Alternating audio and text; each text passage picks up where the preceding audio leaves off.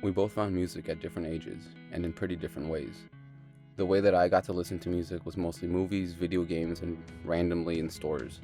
The first CD I ever bought was a stupid Kids Bop album, because it had Who Let the Dogs Out. I didn't know Kids Bop liked ruining music yet though, so after that I kinda hated buying CDs.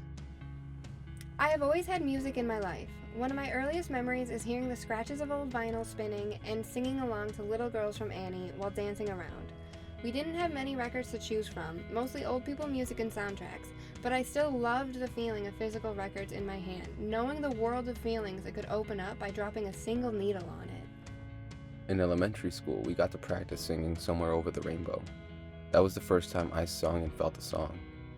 After that, it was just for movies. Shout out to the mice from Babe and the slugs from Flushed Away, because they both went hard. Hero at the end of Spider-Man hit different too, especially after finishing the movie. At some point, Gasolina was all I listened to, and that probably has a bit to do with why I couldn't hang out with my cousins anymore. I followed a pretty narrow path of genres while growing up. My house was filled with country or pop.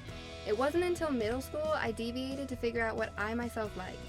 I Don't Care was my favorite song on the radio, so I started there. And Fall Out Boy helped me find bands I never would have heard on the radio, like My Chem, All Time Low, Blink, and Yellowcard. It was the first time I started to find words to explain my feelings. It was freeing to sing along and finally admit that I'm not okay. It was something I was never ready to tell people directly. Adam's song became my therapy, and Sophomore Slump or Comeback of the Year was my constant reminder that everything would be okay. And this was the beginning of me figuring out who I wanted to be rather than who I was supposed to be. And I wanted to be a blue-haired weirdo with more music than games on her iPod Touch. The next biggest influence I can think of was the MX vs. ATV games, especially Untamed. I loved bouncing off the invisible wall listening to Face Down. Going into middle school, they made you pick an instrument to play, and I got stuck with clarinet, which was pretty embarrassing, so I forgot it everywhere until I was able to drop the clarinet and get a guitar. To my own regret, I never really gave guitar a chance. The stuff I was being taught to play was really boring and old songs, so I slowly gave that up, because I never got to make the sounds that drove me to play guitar in the first place. One trip to Mexico, it happened to be around when Te Quiero came out, and it was all over the news stations, and that song was my little 13-year-old love ballad. So Beautiful Girls came out, and it was like my favorite song in middle school. I began asking my mom for concert tickets, but she would always say no. So when I saw Patrick Stump was touring with Panic, I decided to just go ahead and buy the tickets on my own and tell her we were going. It surprisingly went over really well. This was the beginning of finding my favorite feeling, the excitement of a crowd, of being surrounded by a group of people who aren't scared of being judged for what they love. It was a unifying experience, something I wanted to feel all the time. High school, I didn't really explore music.